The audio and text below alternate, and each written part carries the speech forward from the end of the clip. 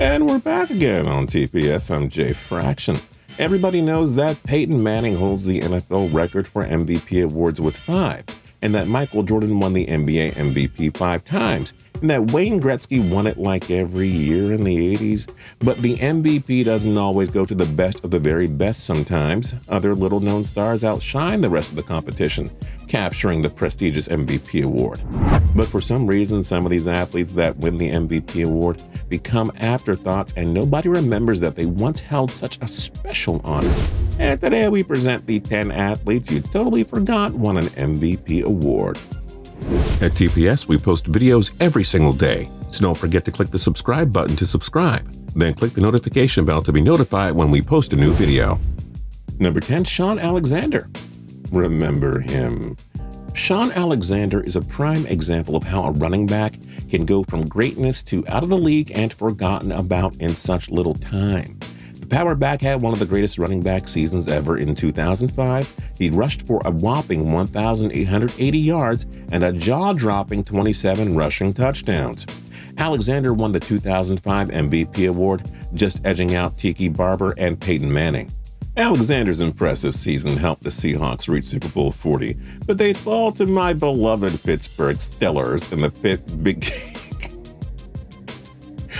You guys can't see the script, but my name's actually in here. But they'd fall to Justin Fraction's Pittsburgh Steelers in the big game 21-10. They're mine. You gotta support no matter what.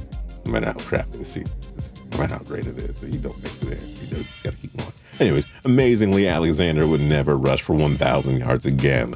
He spent 2 more years in Seattle and was out of the NFL after the 2008 season, having appeared in just 4 games for the Washington Redskins. Alexander somewhat disappeared into irrelevancy after his football career. It's why we always forget that he once held the prestigious MVP award. Number 9, Kirk Gibson. Everyone knows who Kirk Gibson is, the guy who hit a walk-off home run off of Oakland Athletics closer Dennis Eckersley in Game 1 of the 1988 World Series.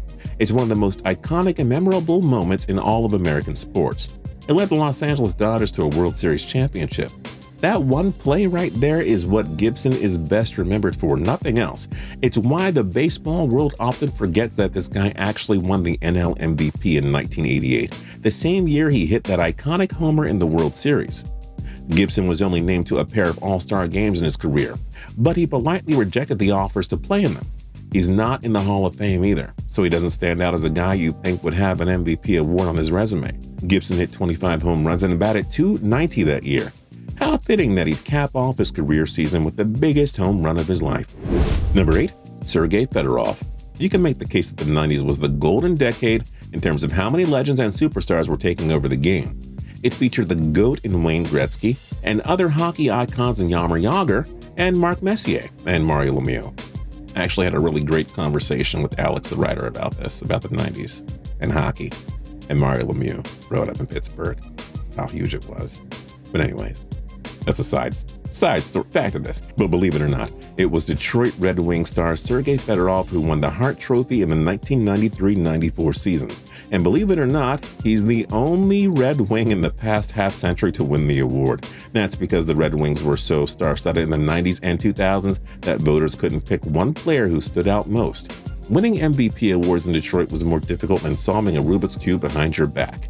But anyhow, Fedorov won the award in 1993-94 after scoring 56 goals and a whopping 120 points.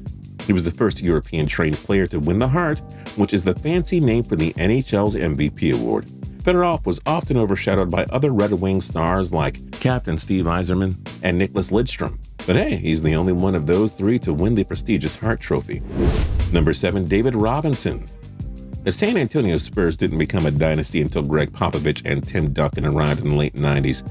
As such, many folks forget just how great Dave Robinson was before San Antonio's glory days. Well, Robinson actually won the NBA MVP award for the 1994-95 season. Maybe it helped that Michael Jordan only came out of retirement in the middle of the season. But hey, Robinson had to beat out other superstars like Karl Malone, Shaquille O'Neal, Scottie Pippen, and John Stockton. Give him credit where credit is due. Robinson led the Spurs to a 62-win season in 1994-95. He averaged 27.6 points, 10.8 rebounds, and 2.9 assists per game. The Spurs were upset by the eventual NBA champion Houston Rockets in the Western Conference Finals, which is why perhaps people forget that this Hall of Famer happens to have an MVP award in his trophy room. Number 6, Jimmy Rollins. When fans think of the Philadelphia Phillies' supreme run from 2006 to 2011, they first think of slugger Ryan Howard, then ace pitchers Cole Hamels and Roy Halladay. Oh yeah, and Chase Utley. Shortstop Jimmy Rollins was also an all-star and instrumental in helping the Phillies win the 2008 World Series, but it's also easy to forget that he was the 2007 National League MVP winner. Rollins was only named to 3 All-Star games in his career, and he only had a .264 career batting average. Good numbers, but certainly not strong enough to get him into the Hall of Fame. But Rollins had a career year in 2007, crushing 30 homers and 94 RBI. He finished with a .296 batting average and .875 OPS. He went absolutely nowhere near those MVP awards again, and the likes of Howard and Utley wound up stealing most of Rollins' thunder anyway. Side note, who won the 2007 NL MVP award would be a good million-dollar question on Who Wants to Be a Millionaire where I used to work. This script is really all about me today. Just taking a spotlight. Number 5, Jose Theodore. He wasn't quite a one-hit wonder, but former Montreal Canadiens goalie Jose Theodore was forgotten about after his 2001-2 season. That year, Theodore won 30 games and posted 7 shutouts. He had an impressive 2.11 goals against average and a .931 save percentage. He single-handedly guided Montreal to the 8th seed in the Eastern Conference, and they upset the top-seeded Boston Bruins in the opening round of the playoffs. For his efforts, Theodore was presented the 2002 Hart Trophy. Theodore enjoyed a couple more productive seasons but later bounced around teams and had to settle for a backup job in his twilight years. Because of that, everybody forgets that this guy was a Hart Trophy winner nearly 2 decades ago. Number 4, Boomer Esiason. Most of you will recognize Esiason as the CBS NFL analyst and commentator, but most of you kids probably had no idea that he was a star quarterback for the Bengals back in the 80s and early 90s. Esiason took over as the Bengals starter during the 1984 season, and he didn't need to assert himself as one of the game's elite quarterbacks. Esiason had a career year in 1988, tossing 3,572 passing yards and 28 touchdowns for a rating of 97.4. That was more than enough for Esiason to secure the NFL MVP award. Esiason guided the Cincinnati Bengals to a Super Bowl 23 appearance, where they met Joe Montana and the San Francisco 49ers. Esiason nearly led the Bengals to their first Super Bowl championship, but Montana found John Taylor in the end zone for the game-winning touchdown in the final minute. Esiason had a few more productive seasons, but nothing like his dominant 1988 campaign.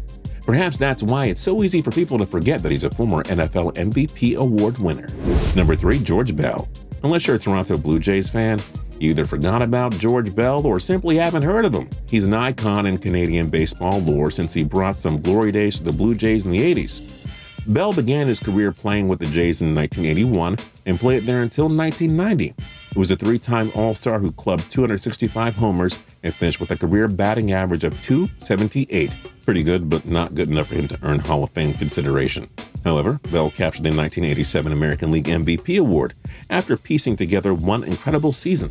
He smashed 47 home runs and 134 RBI, finishing with a batting average of .308 to go along with an OPS of .957. The MVP season was all for naught, however, as the Blue Jays won 96 games but lost out on the AL East Division by 2 games. The Detroit Tigers captured the division crown as Bell's MVP campaign wasn't enough to help Toronto reach the postseason. Perhaps that's why you all forgot that he won the MVP award way back when. Number 2, Bob McAdoo. Yes, he's in the Basketball Hall of Fame. Yes, Bob McAdoo was a 5-time All-Star. Yes, Bob McAdoo won 2 NBA championships with Magic Johnson's Showtime Los Angeles Lakers. But so what? Many of Hall of Famers and All-Stars and NBA champions never won an MVP award.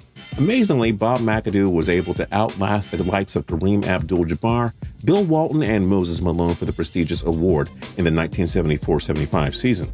McAdoo won the MVP award with the Buffalo Braves after racking up an impressive 34.5 points, 14.1 rebounds, and 2.2 assists per game.